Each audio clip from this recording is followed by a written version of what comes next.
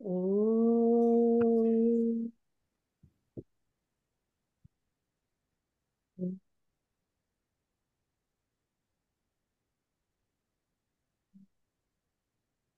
तुमचा आवाज नाही येते.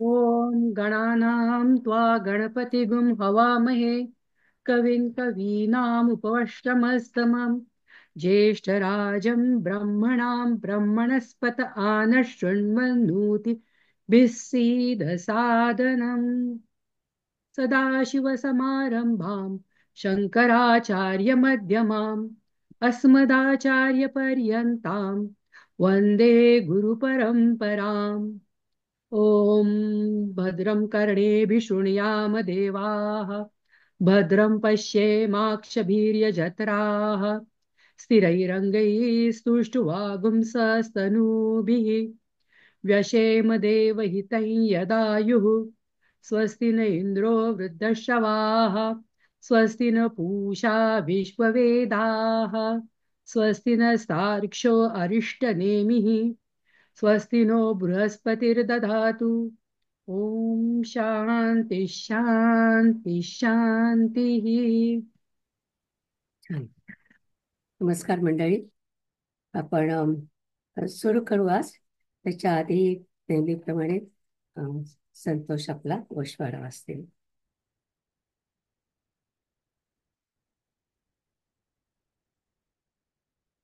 हे दिसतंय ना? हा. आता प्रश्न उपनिषद प्रश्न 4 श्लोक 5 ते 6. वर्गाच्या सुरुवातीला निलिमाताईंनी आधीच्या वर्गाची उजळणी केली. त्यात पिप्पलाद ऋषींनी आपण झोपलेलो असताना कोणती इंद्रिये जागी असतात त्याबद्दल सांगितले होते. त्यांनी सांगितले होते की या शरीररूपी नगरीत प्राणादी वायू हे 5 अग्नी जागतात. त्यांनी आपल्या पंचप्राणांना यज्ञाशी निगडीत असलेल्या गोष्टींच्या उपमा दिल्या होत्या. तर वेदांच्या 4 भागांपैकी ब्राह्मणात यज्ञाची माहिती दिली आहे. बौधायन शुल्प सूत्रात ती माहिती आहे. तर पिप्पलाद ऋषी अपान वायूला गार्हपत्य अग्नीची, मुख्य प्राणाला आहवनीय अग्नीची, व्यान वायूला दक्षिण अग्नीची, समान वायूला होत्याची, उदान वायूला यज्ञ फळाची आणि आपल्या मनाला यजमानाची उपमा देतात. या अनुषंगाने माधुरीताईंनी विचारलं होतं की गार्हपत्य व अग्निहोत्रात काय फरक आहे. निलिमाताई म्हणाल्या की गार्हपत्य अग्नी हा घरच्या पुरुषाचं लग्न झालं की सुरू केला जाईल व त्या पुरुषाने संन्यास घेतला किंवा त्या पुरुषाचा मृत्यू झाला की तो विझवला जाईल. अशा वेळी जर कोणाला अग्नी हवा असेल तर तो अग्निहोत्राकडून मिळू शकतो. म्हणजे अग्निहोत्राकडे नेहमीच अग्नी असायचे. त्या चौथ्या प्रश्नाचा तिसरा उपप्रश्न असा होता की कोणता देव स्वप्न पाहतो. त्याचं उत्तर देताना पिप्पलाद ऋषी म्हणतात की जागृती आणि सुषुप्ती यांच्या मधल्या अवस्थेत म्हणजे स्वप्नावस्थेत मन आपल्या मोठेपणाचा अनुभव घेत पूर्वी जे पाहिले व ऐकले असेल ते पाहते व ऐकते. नाना ठिकाणी अनुभवलेले असेल ते सगळे मन पुन्हा अनुभवते. पाहिलेले व न पाहिलेले, ऐकलेले व न ऐकलेले, अनुभवलेले व न अनुभवलेले, अस्तित्वात असणारे किंवा नसणारे अशा सर्व गोष्टींचा अनुभव मनाला स्वप्नात येतो. येथे मनाला देव म्हटलं आहे कारण देव म्हणजे चैतन्य, मन म्हणजे सुद्धा चैतन्य. स्वप्नावस्थेत इंद्रिये झोपतात पण मन जागे असते. आपल्या मनात आपल्या इंद्रियांची प्रत किंवा प्रोजेक्टेड कॉपी असते. त्यात आपल्या सर्व आठवणी अनुभव असतात. ते वापरून मन आपल्यासाठी स्वप्नानुभव निर्माण करते. आपण आधी पाहिल्याप्रमाणे स्वप्नांची 3 वैशिष्ट्ये असतात की स्वप्नात कधी कधी भूतकाळ व वर्तमान काळ यात गफलत होऊ शकते. उदाहरणार्थ स्वप्नात कधी कधी आपल्याला मृत झालेल्या व्यक्ती दिसतात. कधी कधी स्वप्नात आपल्याला न अनुभवलेल्या गोष्टी दिसू शकतात वर म्हटल्याप्रमाणे. तर शंकराचार्य म्हणतात की तुमच्या गतजन्मीच्या त्या असू शकतात म्हणजे काही ना ते बघू शकतात. कधी कधी आपल्याला स्वप्नात विचित्र गोष्टी दिसतात ज्या आपण कधीच अनुभवलेल्या नसतात. उदाहरणार्थ आपल्याला कधीतरी 6 तोंडांचा प्राणी दिसू शकतो. तर आपल्या मनात तोंड व प्राणी या घटकांच्या जे कॉम्पोनंट्स असल्या आहेत त्या प्रतिमा वापरून मन आपला असा नवा अनुभव तयार करतं. शंकराचार्य म्हणतात की जागृत आयुष्यात आपण जे काही पाहतो, मन त्याची नक्कल करायचा प्रयत्न करतं. यावेळी स्थूल शरीर झोपलेलं असतं व हे सर्व सूक्ष्म शरीरातून होत असतं. याला स्वप्न व्यापार म्हणतात. तर येथे तिसऱ्या उपप्रश्नाचं उत्तर देताना ते म्हणतात की स्वप्नावस्थेत मन हे स्वप्न घडवतं, पाहतं व त्याचा आनंद घेतं. आता सुषुप्ती अवस्थेबद्दल सांगताना पिपळा ऋषी म्हणतात की मन जेव्हा तेजाने व्यापलं जातं तेव्हा त्याला स्वप्न दिसत नाही, ते सुषुप्तीमध्ये लीन होतं. त्यावेळी शरीराला सुखाचा अनुभव होतो. आपल्या जागृत व स्वप्नावस्थांमध्ये मन जागं असतं. मन जागं असल्यामुळे वासना किंवा इच्छा जागे असतात. मन, बुद्धी, चित्त व अहंकार यांचे उपक्रम म्हणजे ऍक्टिव्हिटी चालू असतात. सुषुप्तीत मन झोपलेलं असतं आणि दुःखाला कारणीभूत असणाऱ्या वासना किंवा इच्छा, भावना, अभिमान व अहंकार यांच्या या अभावामुळे शरीराला चैतन्यमय आनंद होतो. ते म्हणतात की अशा वेळी अंतःकरणात एक प्रकारचा तेजस दिसतो, म्हणजे साक्षात परमेश्वरच दिसतो. या अवस्थेला विश्व स्वप्न तेजस सुषुप्ती म्हणतात. एक दुसऱ्या प्रकारची सुषुप्ती असते ज्यात तेजस दिसण्याऐवजी अंधार दिसतो. अशा प्रकारच्या सुषुप्तीला अज्ञान किंवा अविद्या सुषुप्ती म्हणतात. तर आधी एकदा महेशनी प्रश्न विचारला होता की आपण बेशुद्ध असतो ती कोणती अवस्था, तर निलिमाती म्हणाल्या ती ही अशी अज्ञान किंवा अविद्या सुषुप्ती अवस्था. शेवटी श्यामाताईंचा प्रश्न होता की आपण गाढ झोपेतून उठतो तेव्हा आपल्याला कळतं की आपल्याला छान झोप लागली आहे, तो सुषुप्तीचा आनंद का? तर निर्माते म्हणाले आपण जेव्हा उठतो तेव्हा अर्थातच आपण जागृत असतो, त्यामुळे तो सुषुप्तीचा असू शकत नाही, जागृत अवस्थेतच आपल्याला झालेला असतो. छान. छानच आहे, प्रश्नच नाही काही त्याच्यामध्ये. म्हणजे मी पाहिलं नव्हतं आधी, पण खूपच छान झालं सर. थँक्यू. तर आता आपण पुढच्या मंत्र्याकडे जाणार आहोत. त्याच्या आधी मला थोडंसं आपण जेव्हा अ, मुकुंद आलेत का, मुकुंदचा प्रश्न होता. I don't see him.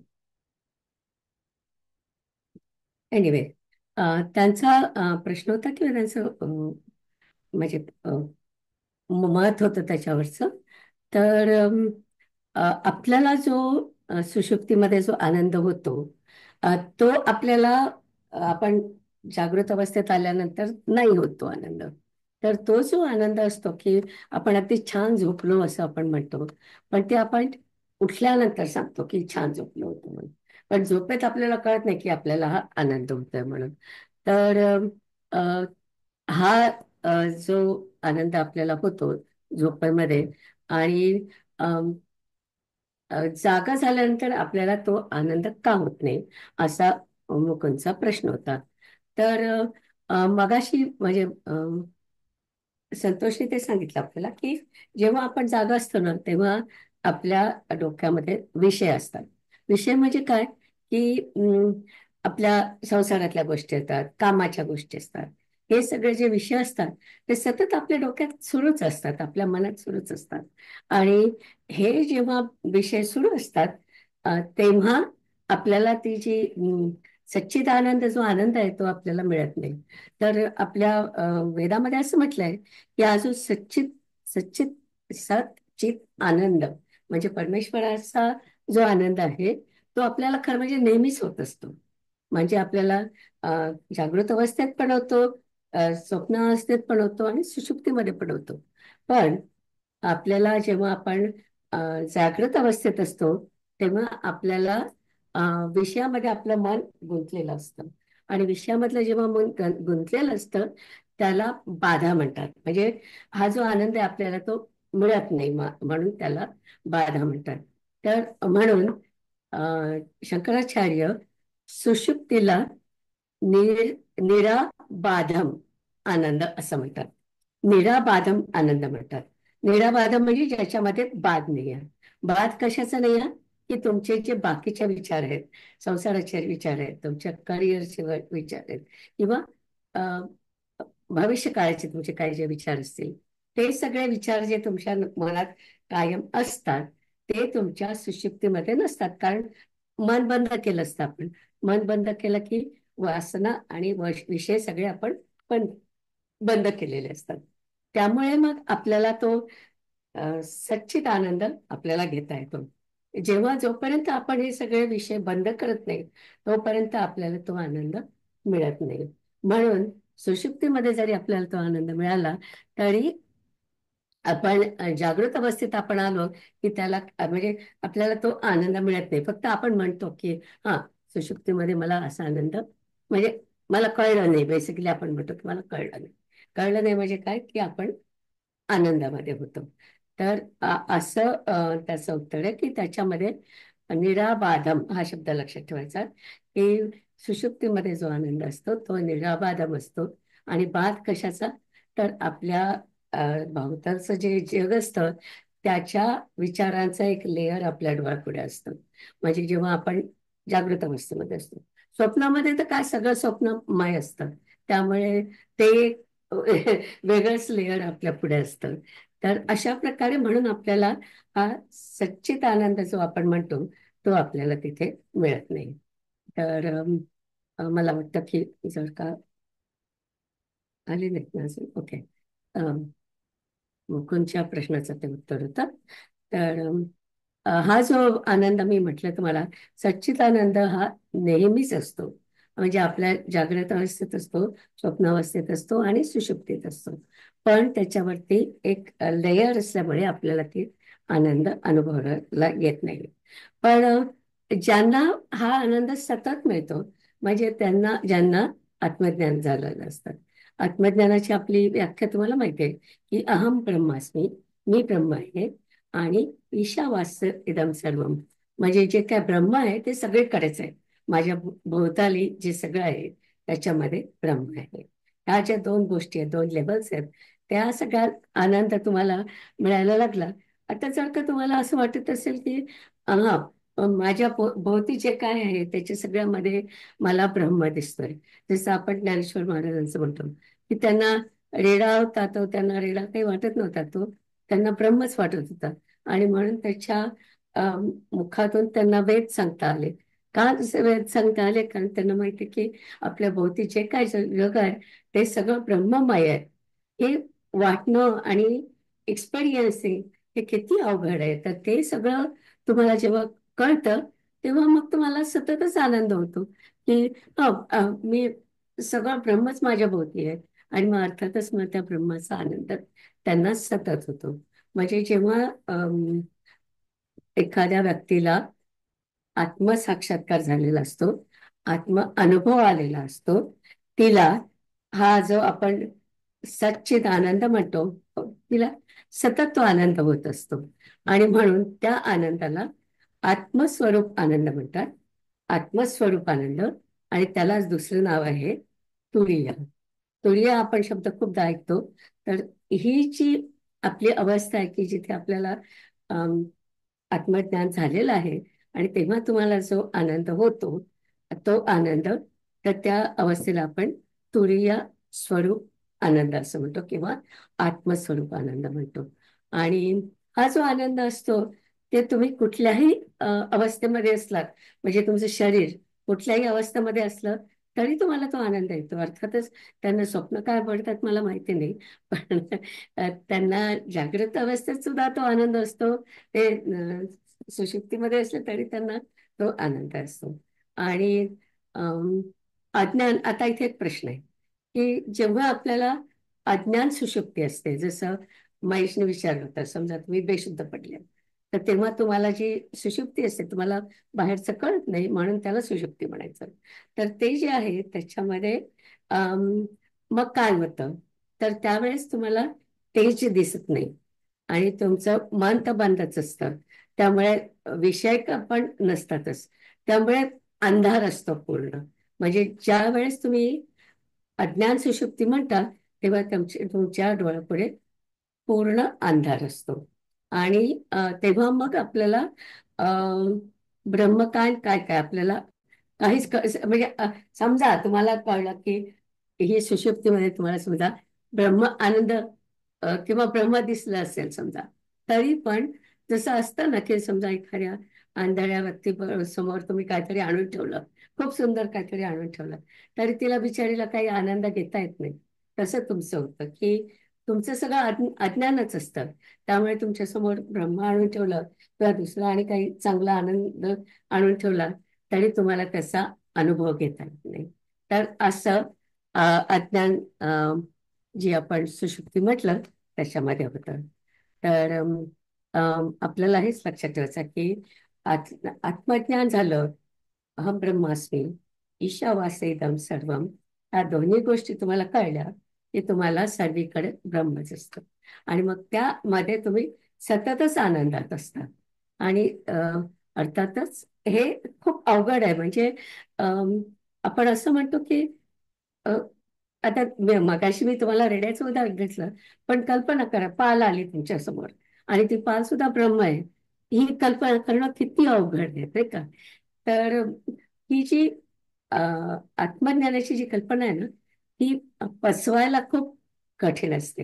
पण आता आपण जे जाणार आहोत, म्हणजे मी तुम्हाला मागच्याच वेळेस म्हटलं की 7वा मंत्र आणि 7, 8, 9, 10 सगळे मंत्र त्याच्यामध्ये आता आपण आत्मज्ञानाबद्दल बोलणार आहे. आता इथे पूर्णपणे आपण अध्यात्मामध्ये जातोय. आतापर्यंत जे होतं ते आपल्या संसाराच्या दृष्टीने होतं. आता आपण पूर्ण अध्यात्मामध्ये जाणार आहोत. तर आपल्याला थोडं जास्त लक्ष द्यायला पाहिजे. ते जास्त म्हणजे अध्यात्म सुरू करण्याआधी मला तुम्हाला एक दोन गोष्टी सांगायच्या. म्हणजे हा माझा काइंड ऑफ अनुभव म्हणता येईल. किंवा मी लहान होते तेव्हा, म्हणजे 1960ची गोष्ट सांगते तुम्हाला. तेव्हा अ, नागपूरमध्ये एक मासिक निघायचं आणि त्याचं नाव होतं मी ईश्वर आहे. मी ईश्वर आहे. तर आम्हाला मुलांना तर सगळ्यांना खूप गंमत वाटायची. मी ईश्वर आहे. आम्ही त्याचे जे संपादक होते ते माझ्या वडिलांचे मित्र होते. तर आम्ही त्यांच्या घरी गेलो की सगळीकडे हे त्यांचे पुस्तकं पडलेले असायचे दर महिन्याचे, आणि त्याच्या सगळ्यावर लिहिलेलं असतं मी ईश्वर आहे, मी ईश्वर आहे. तर आम्हाला त्याची खूप गंमत वाटायची. मग आमचे जे काका होते म्हणजे संपादक, त्यांच्याकडे आम्ही बघायचो आणि विचार करायचो की अरे यांना काही चार हात वगैरे काही नाही आहे, आणि किंवा गणपती सारखं त्यांचं काही तोंड वगैरे पण नाही आहे, पण असं का वाटतं यांना की आपण ईश्वर आहे म्हणून. आणि थोडस आणखी मोठं झाल्यावर काय वाटायचं की हे आपले काका आहे ना, हे खूप उद्धट आहेत असं वाटायचं. कारण असे कसे म्हणतात मी ईश्वर आहे, मी ईश्वर आहे, म्हणून आम्हाला त्याच्यातही गंमत वाटायची. तर खरं म्हणजे अहम ब्रह्मास्मी याचं त्यांनी शब्दशः भाषांतर केलेलं होतं की मी ईश्वर आहे. पण ते कळून घेण्याची तर आमची काही पात्रताच नव्हती, आणि अध्यात्म काही कळतही नव्हतं. पण म्हणजे आमचं कन्क्लुजन काय होतं की जे संपादक आहेत ते रूढ आहेत अशा प्रकारे. आणि तेव्हा तर आम्ही लहान होतो. ही गोष्ट माझ्या लहानपणीची गोष्ट आहे. पण अगदी काही वर्षापूर्वी, म्हणजे मे बी 10-12 वर्षापूर्वीची गोष्ट असेल. त्याच्यानंतर 13 मध्ये मी शिकायला सुरुवात केली, आणि त्याच्यानंतर मे बी 15 किंवा अम, त्या समाराला आमचे एक मित्र आहेत. ते पण खूप अभ्यास करतात आणि त्यांचा अभ्यास असतो बराच पैकी. तर ते माझ्याकडे आले आणि ते म्हणाले की निलिमा तुम्ही हे काय शिकताय ना. तर म्हणाले मी ऋग्वेद वाचला. ते म्हणाले मी ऋग्वेद वाचला, आणि पण म्हणे की त्या ऋग्वेदामध्ये काही सुद्धा तत्वज्ञान नाहीये. आणि म्हणे की त्याच्यातली जी भाषा आहे ना, ती भाषा म्हणजे अशी की त्या ज्या स्त्रिया आहेत विशेषतः, त्यांचे जे विचार आहेत ते खूप रूढ आहेत. बाय द वे आपल्या ऋग्वेदामध्ये 31 ऋषिका आहेत. ऋषिका म्हणजे बायका, ऋषी ज्या असतात त्यांना ऋषिका म्हणतात.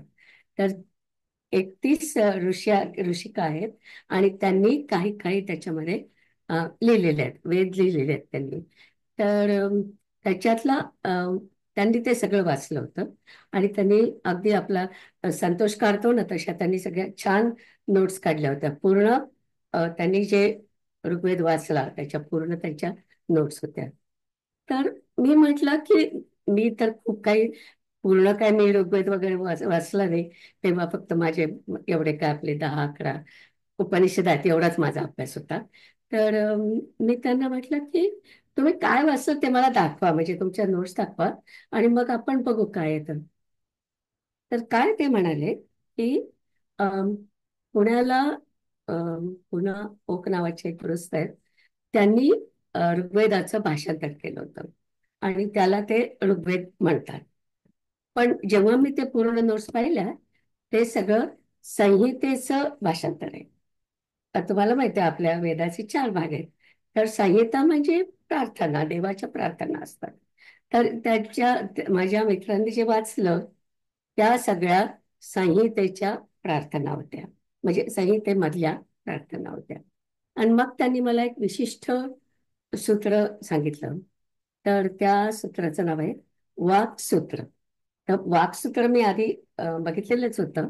तर हे ऋग्वेदातलं महत्वाचं वाक्सूत्र आहे. हे वाक सूक्त म्हणतात त्याला. तर ते अ, 10व्या मंडळातलं 125वं सूक्त आहे. 125 ते सूक्त आहे आणि ते खूप प्रसिद्ध आहे. तर ते त्यांनी मला दाखवलं. आणि ते जे लिहिलं आहे ती वाक अमृणी म्हणून बाई होती. तिने म्हणजे ऋषिका होती.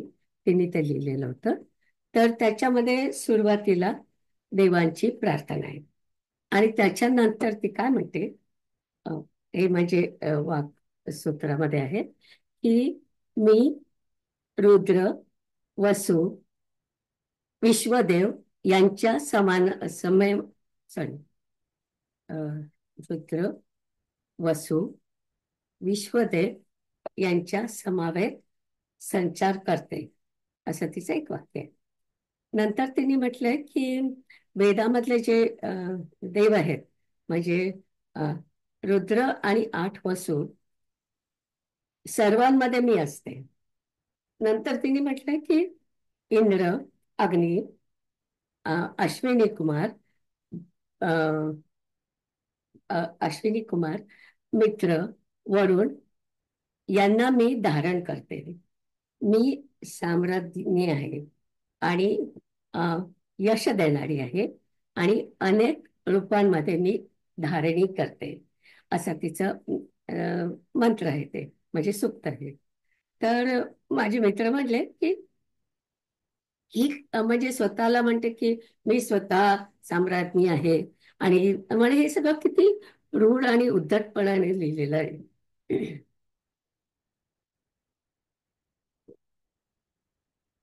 तर मी जेव्हा ते वाचलं तेव्हा त्यांना सांगितलं की अहो हे तर खूप सुंदर लिहिलेलं आहे. कारण वाकामृणीला आत्मज्ञान झालं होतं आणि आत्मसाक्षात्कार झाल्यानंतर ती स्वतःला ब्रह्म समजत होती. आणि तिने जे काय आपल्याला तिथे सगळं लिहिलेलं आहे, ते स्वतःला अहम ब्रह्मास्मी या विचाराने तिने ते सगळं लिहिलेलं आहे. आणि तुम्ही जर का त्या दृष्टीने पाहिलं तर ते खरंच खूप छान लिहिलं आहे तिने सगळं, की ब्रह्माला कुठे बघायचं, अशा अर्थाने ते पूर्ण लिहिलंय. आता आपण काही पूर्ण ते वाक्सूत्र बघत नाहीये, पण ब्रह्मतत्वाचं ते काव्यमय असं ते वर्णन होतं. तर सर्व भूती अ, ब्रह्म जो आहे त्याचं तिने वर्णन केलेलं होतं. आणि परमेश्वर तर सगळीकडे आहे, म्हणून ती म्हणते की मी अनेक रूप धारणी आहे, असं ती तिथे म्हणते. तर मला तर ते वाक्सूत्र खूप आवडतं, की इतक्या छान शब्दामध्ये आपले ज्ञानेश्वर महाराज म्हणतात त्यांच्या अम, अमृत अनुभव त्यांना जो आला होता, त्याच्यात ते म्हणतात की हा जो अनुभव आहे हा आपल्याला कधीच एक्सप्रेस करता येत नाही, असं त्यांनी लिहिलं आहे. त्यांनी की जर का तुम्ही त्या स्टेज पर्यंत गेलात की मग काय असतं की फक्त मौन असतं, असं त्यांनी लिहिलेलं आहे. तर अशी अवस्था असताना ती बाई हा जो आपल्याला अनुभव सांगते, तो अतिशय मला वाटतं की खूप सुंदर अनुभव आहे. पण म्हणजे ती स्वतः जे म्हणते की ते मी म्हणजे मनुष्य आणि देव यांच्या पलीकडे जाऊन आपलं जे अंतिम तत्व आहे त्याच्याबद्दल ती बोलते. तर हा जो म्हणजे आपण सुद्धा आता जेव्हा पुढचे अ, मंत्र वगैरे बघणार आहोत, त्याच्यामध्ये आपण अम, आत्मविद्येबद्दल बोलणार आहोत, आत्म अनुभवाबद्दल बोलणार आहे. तर आपल्याला आपली म्हणजे मानसिक अशी तयारी करायला पाहिजे की थोडंसं वेगळं असणार आहे, पण त्याच्यामध्ये आपण म्हणजे आपल्याला जर का कळलं नाही तर आपल्याला कळत नाही हे आपण एवढं लक्षात ठेवायला पाहिजे. जसं मी म्हटलं, लहानपणी आम्हाला वाटायचं ते काका आहेत ना आपले ते ते म्हणजे खूप असे उद्धट आहेत म्हणून ते म्हणतात की मी ईश्वर आहे. तसं नाही आहे, आपल्याला कळत नाही म्हणून आपल्याला त्याच्यापासून अ, अज्ञान होऊ शकतं.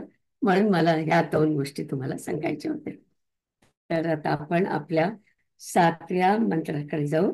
मी माझे अम, या मी माझी स्लाइड शेअर करते.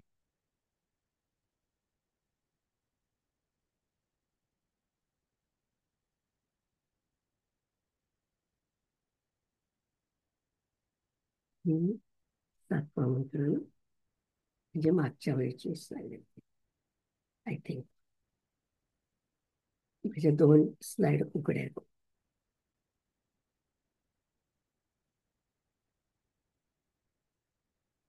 हम्म, ही एक स्लाइड शेअर करता याच्यात नसली तर दुसरी उघडेल.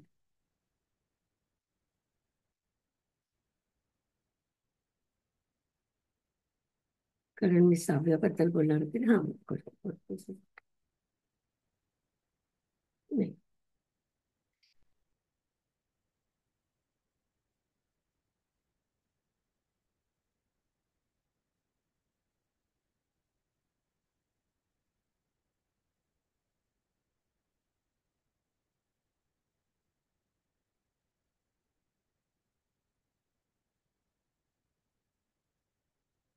येत नाही ते शेअर. ओके. अम, ही मागच्या वेळची शाळेत आहे. आपल्याला 7व्या मंत्राकडे जायचं.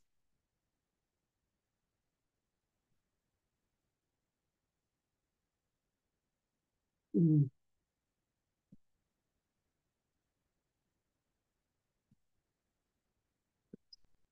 दुसरी स्लाइड करते.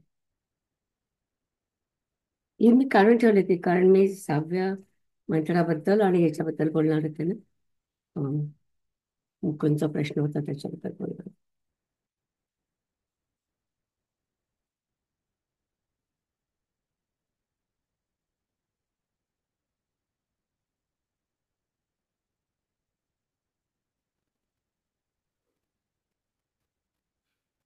हम्म. हेलिमन तुम्ही शेअर करत होता पुन्हा बंद झाली. हा नाही, मी दुसरी शेअर करते. ओके. कारण की त्याच्यामध्ये 7वा मंत्र नव्हताच, म्हणून दुसरी उघडायचा प्रयत्न करते. ओके.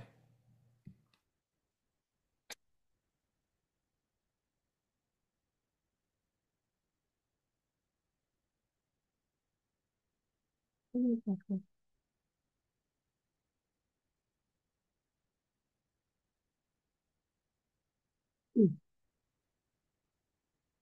हम्म. त्याचं बहुतेक नाव बदललंय म्हणून येतच नाही ते.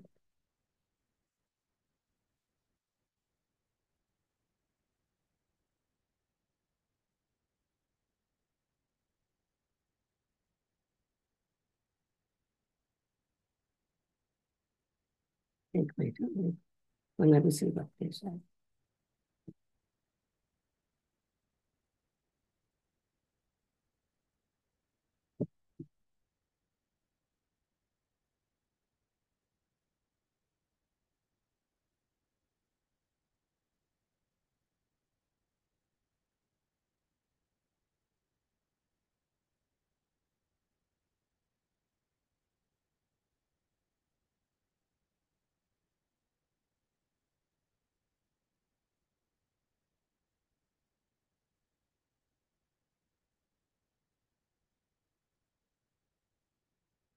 हम्म, एक मिनिट माझी येत नाही स्लाइड.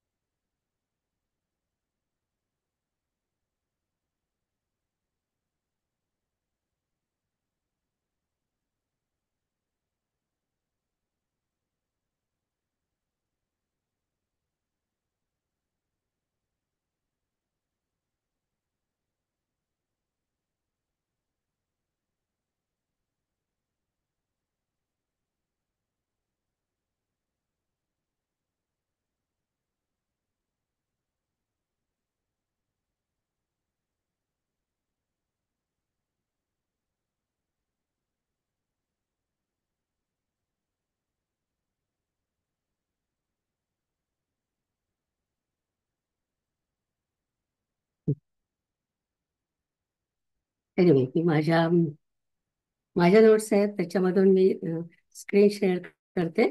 पण then I will turn it off. अगदी मंत्र अगदी छोटा आहे, पण त्याच्यामध्ये स्पष्टीकरण खूप आहे. तर मी आता माझी शेअर करते मी फाईल.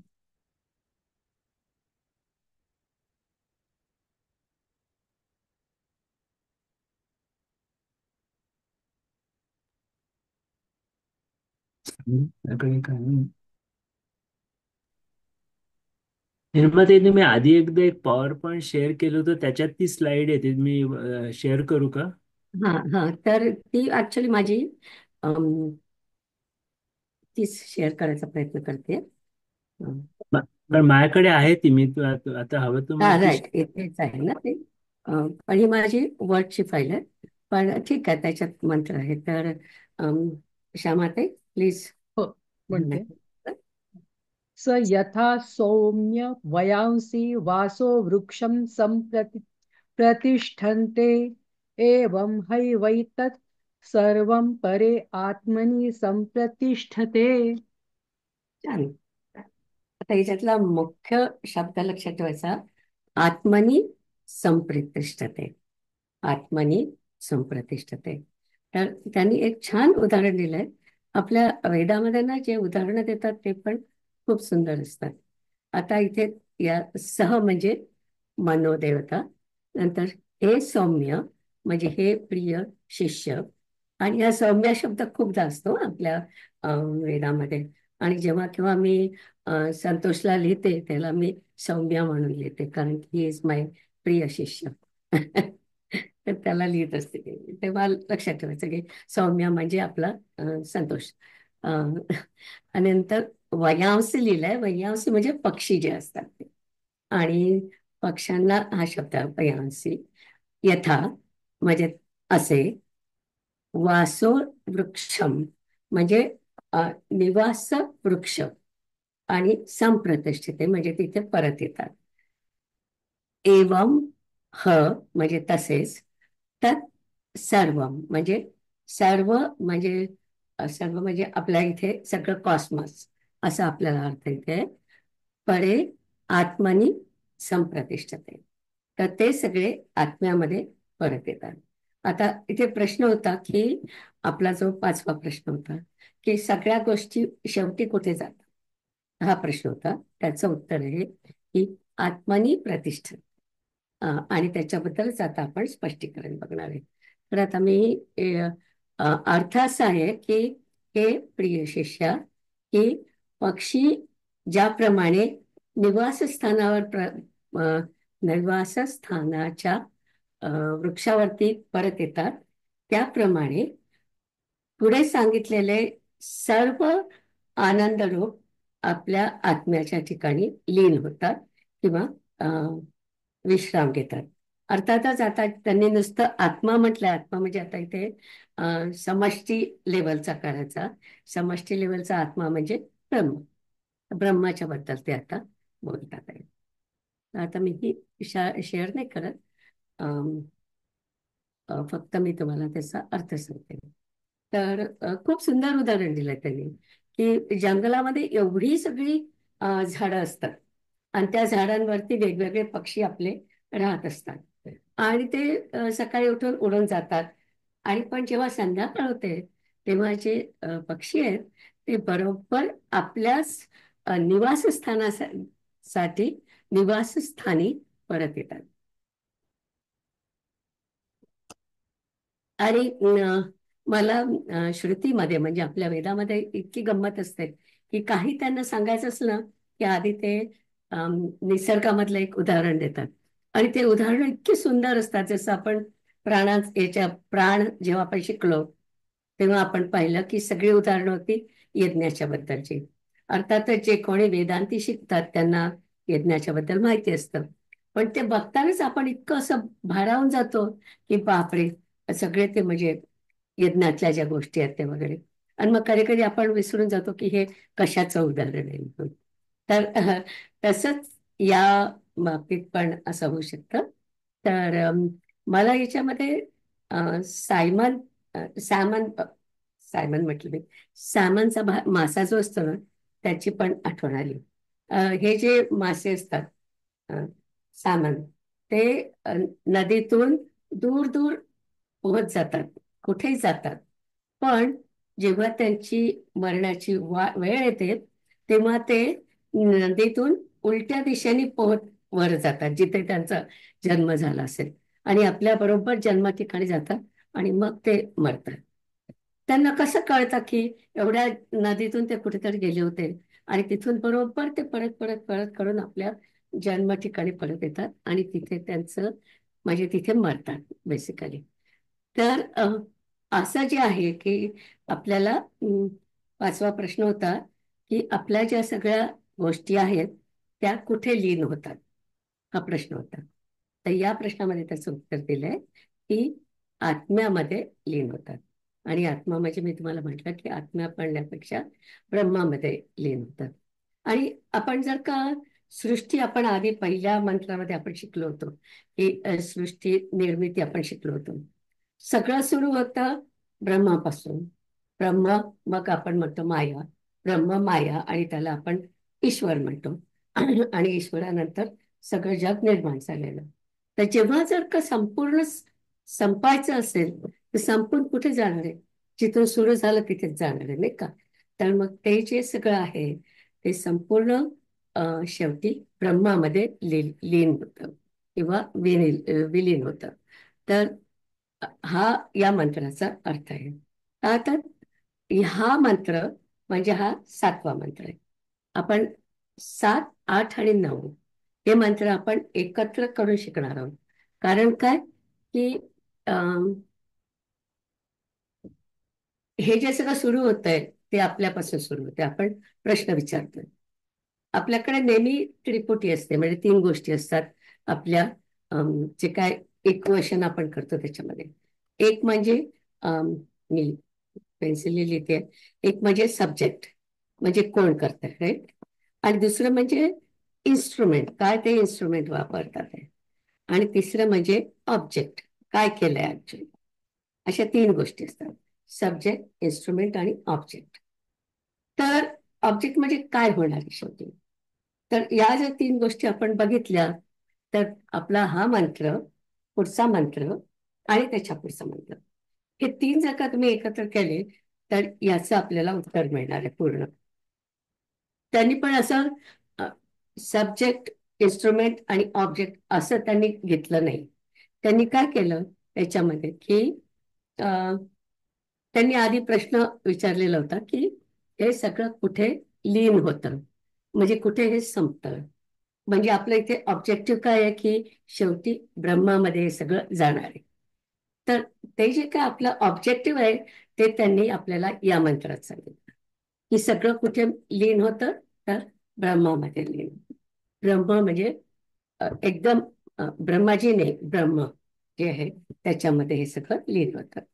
तर हे जे ऑब्जेक्ट आहे त्यांनी या मंत्रामध्ये सांगितलं.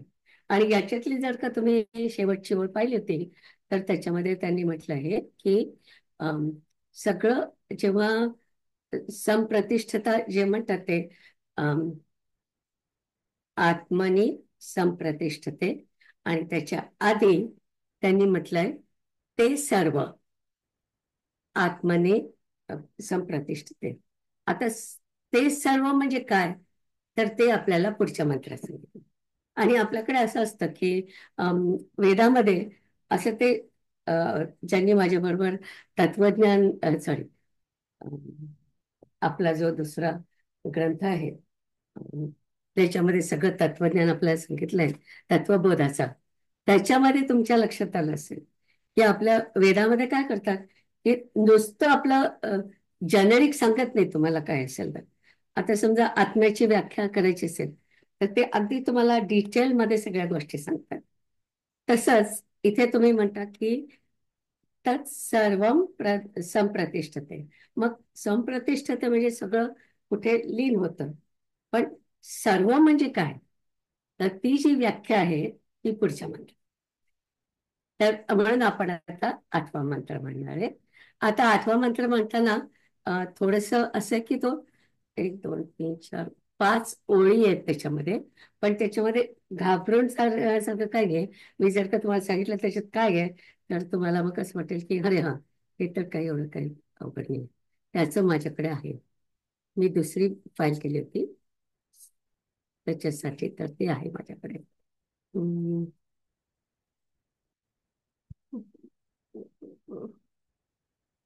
7 आणि 8 मध्ये करायचे होते.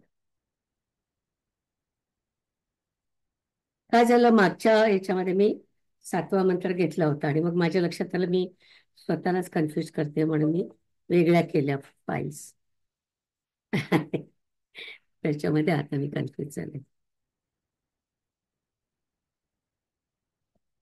आता आपल्याला 7वा आणि 8वा.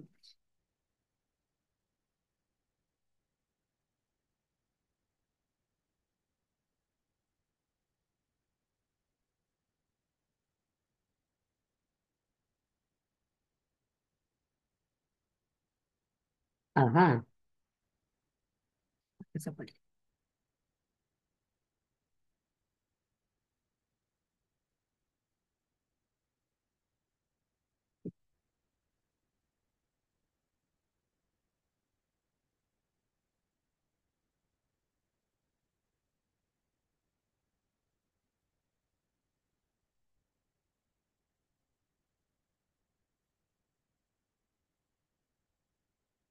हम्म.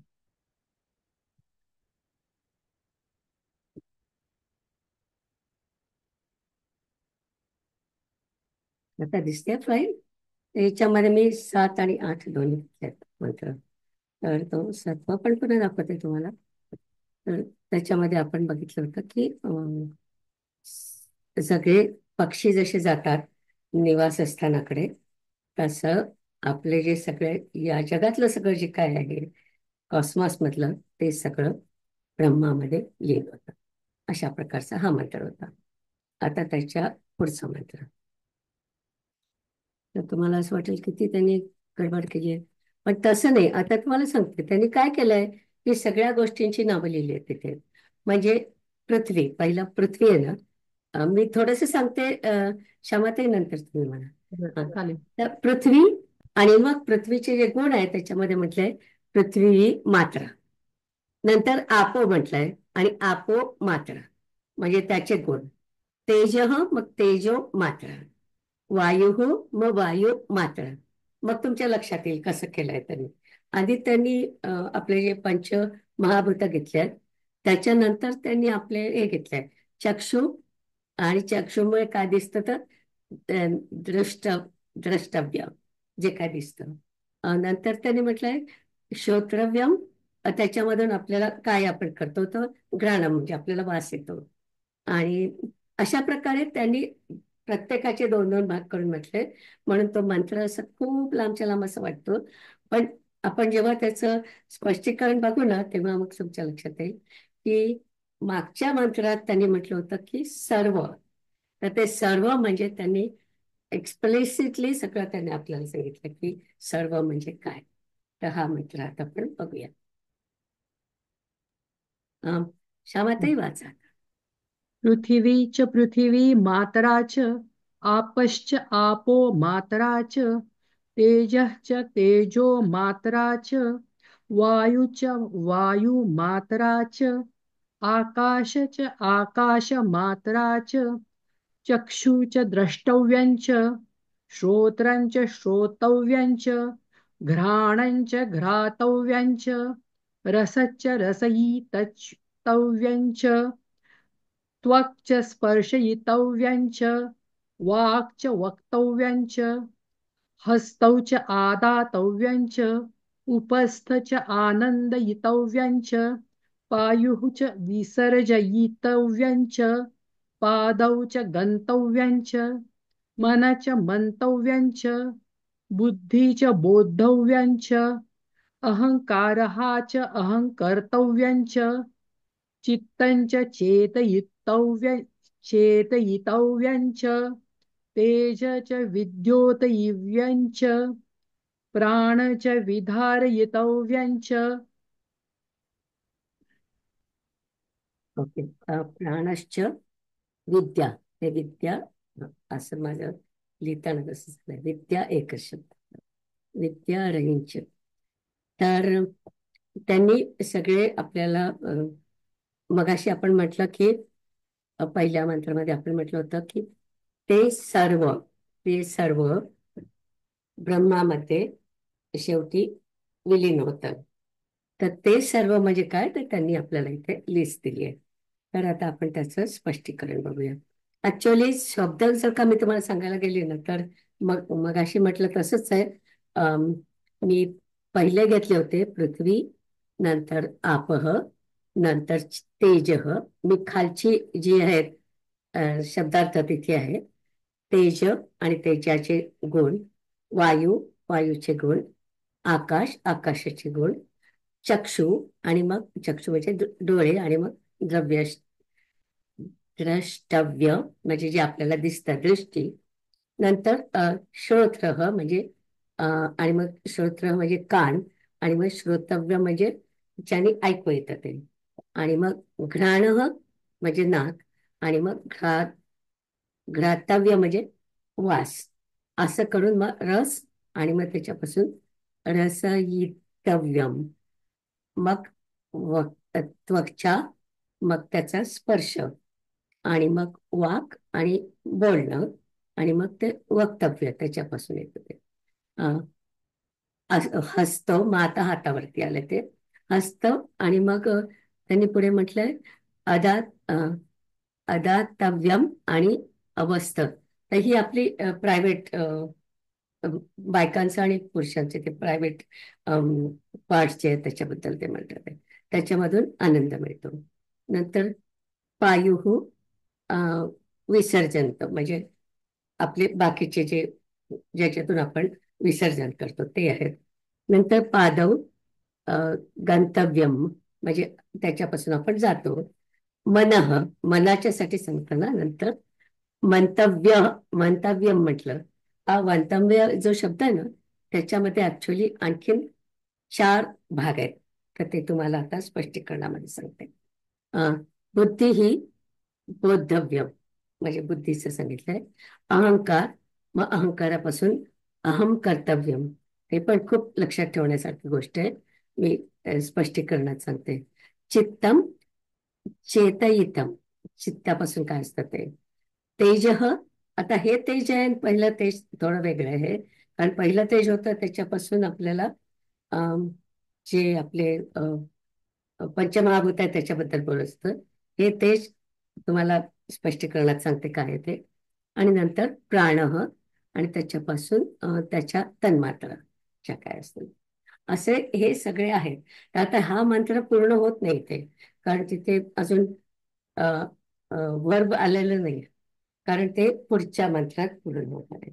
तर आपल्याला त्यांनी असं केलंय की आधी त्यांनी सांगून टाकलं, उत्तर सांगून टाकलं प्रश्नाचं, आणि नंतर मग त्याच्यामध्ये म्हटलं की त्याच्यामध्ये काय काय आहे, तत्सर्वम, आणि तत्सर्वमचं उत्तर त्यांनी आपल्याला या प्रश्नात दिलं, या मंत्रात दिलं. आणि त्याच्यानंतर सब्जेक्ट मी तुम्हाला म्हटलं तर आणखी पुढच्या मंत्रात येणार. तर आता आपण याचं स्पष्टीकरण बघूया.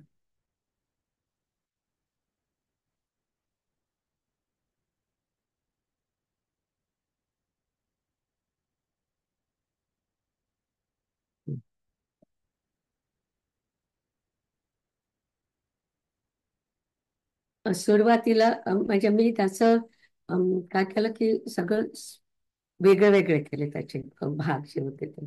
तर पहिल्यांदा आपल्याला सांगितलं की 5 महाभूत: पृथ्वी, आप, तेज, वायू आणि आकाश.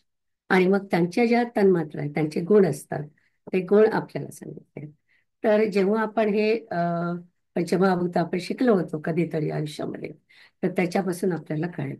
पण जेव्हा आपण महाभूत म्हणतो, जेव्हा समजा मी पृथ्वी म्हटलं, तर पृथ्वी म्हणजे फिजिकली आपल्याला पृथ्वी जेव्हा बघता बघतो आपण तिच्याकडे, त्यांना आपण म्हणजे 5 जणांची आपण आधी पंच स्थूल भूतानी पाहणार आहोत. पंच स्थूल भूतानी म्हणजे पृथ्वी म्हटलं की पृथ्वीच, आणि मग पुढचं तिचं जे आपण म्हटलं की काय म्हटलं त्यांनी, पृथ्वी, पृथ्वी पृथ्वी मात्रा. तर पृथ्वी मात्रा म्हणजे काय? पृथ्वीचे गुण.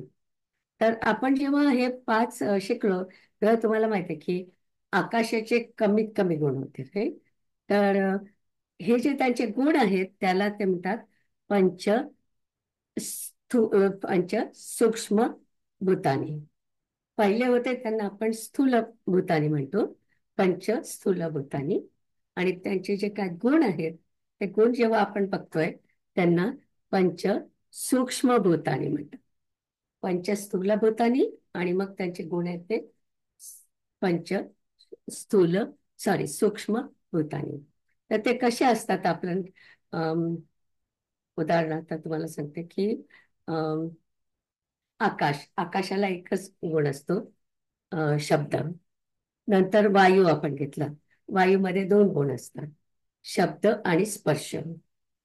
नंतर तुम्ही तेज म्हणजे अग्नीसारखा घेतला तर त्याला 3 गुण असतात, आपल्याला दिसतं पण ते. तर शब्द, स्पर्श आणि रूप असतं त्याला. नंतर आपण जेव्हा आप किंवा जल म्हणतो, एखादं लिक्विड आपण म्हणतो, तेव्हा त्याला 4 गुण असतात, शब्द, स्पर्श, रूप आणि रस. शब्द, स्पर्श, रूप आणि रस एवढे गुण आपमध्ये असतात. नंतर मग पृथ्वीमध्ये सगळेच गुण असतात. तर म्हणजे शब्द, स्पर्श, रूप, रस आणि गंध एवढे सगळे गुण त्याच्यामध्ये असतात. मी हे पुढच्या वेळी मी एक स्लाइड करेन याच्यासाठी, पण आता खूप लिहायचं होतं म्हणून मी स्लाइड नाही केली त्याची.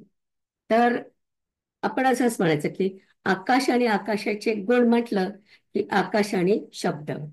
मग वायू म्हटलं की वायूचे गुण काय? शब्द आणि स्पर्श. मग तेज म्हटलं तर तेजाचे गुण शब्द, स्पर्श आणि रूप, कारण आपल्याला अग्नी दिसू पण शकतो. नंतर जलाचे शब्द, स्पर्श, रूप आणि रस, त्याला टेस्ट पण असते.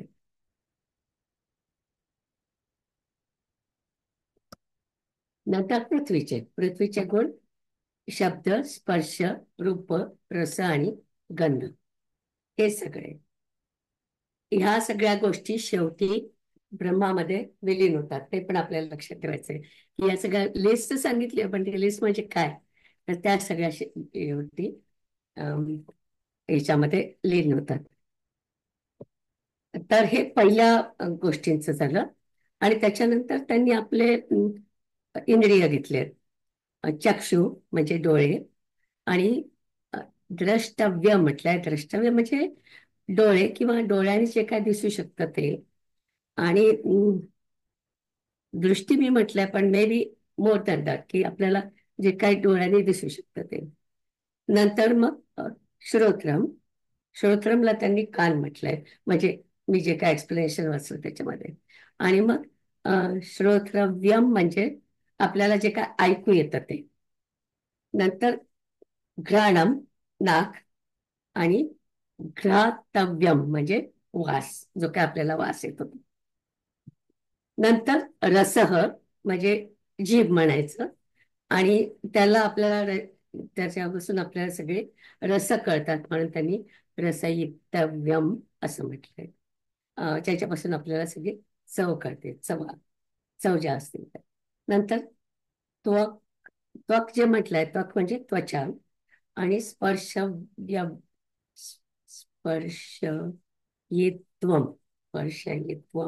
म्हणजे स्पर्श. नंतर त्यांनी वाक म्हटलंय, म्हणजे आपण जे बोलतो ते, बोलायची शक्ती. आणि त्याच्यापासून ऍडजेक्टिव्ह त्यांनी केलं की वक्तव्यम म्हणजे आपण जे बोलतो ते. नंतर त्यांनी आपले कर्मेंद्रिय घेतले. कर्मेंद्रियांसाठी त्यांनी काय केलंय, आधी हात सांगितले, हस्त. आणि मग हस्तांचं काय, आपण हाताने जे काय कामं करतो ती.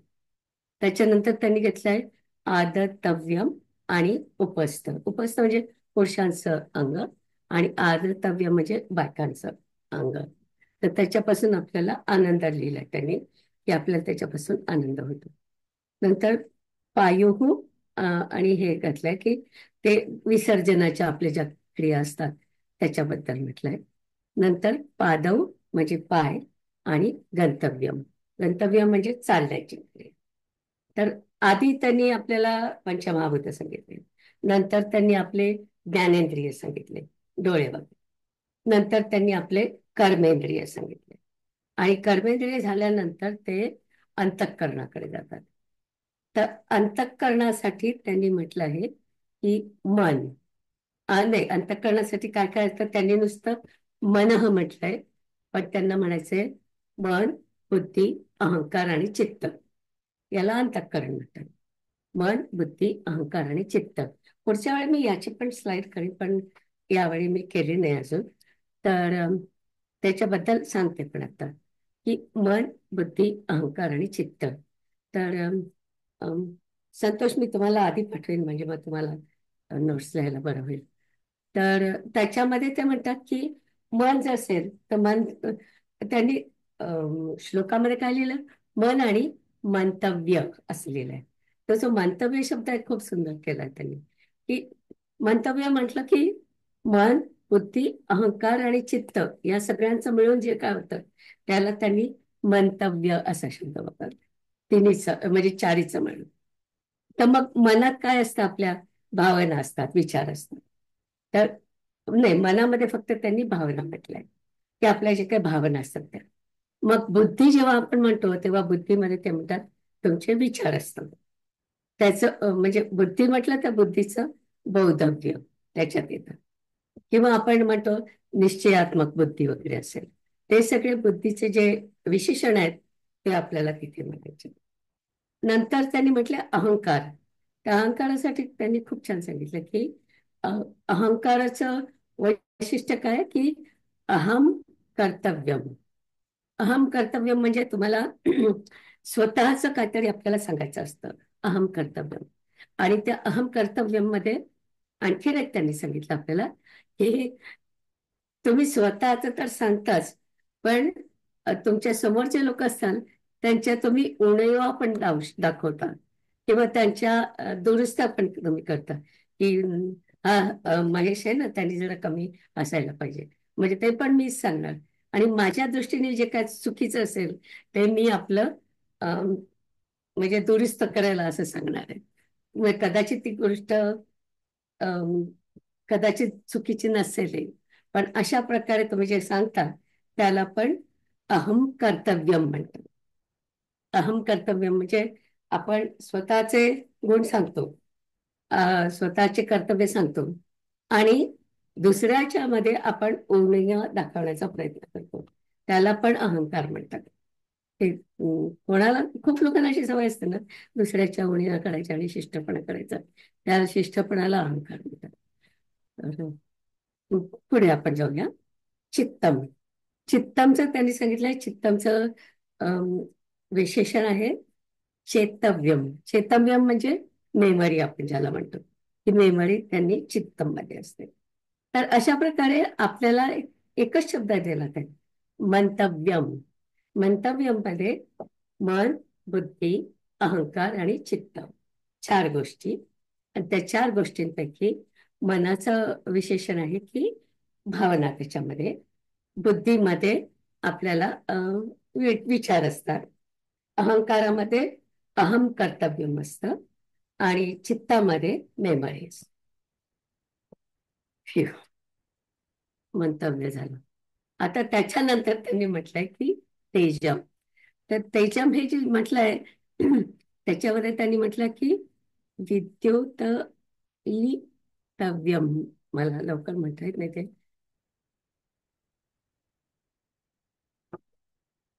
आता हे जे तेज आहे ती म्हणजे आपल्या शरीरातली उष्णता.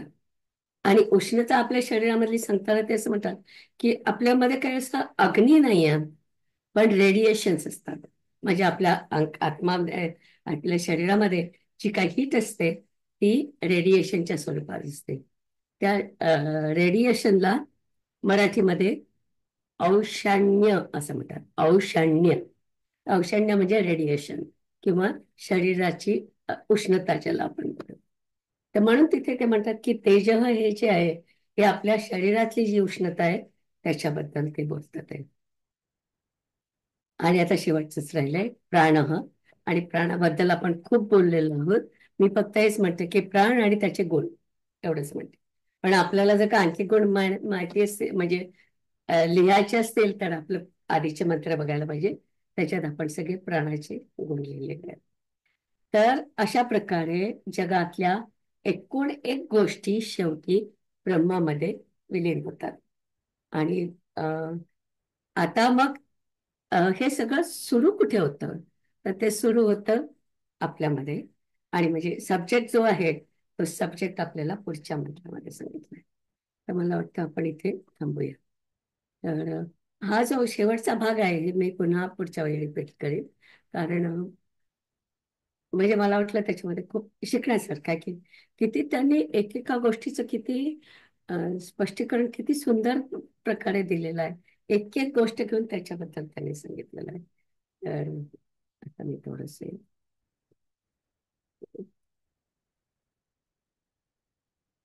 काय झालं?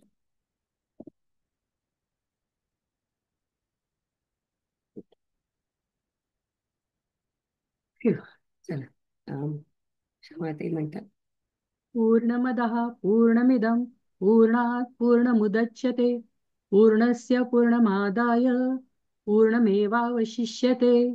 ॐ शान्ति शान्ति शान्तिः.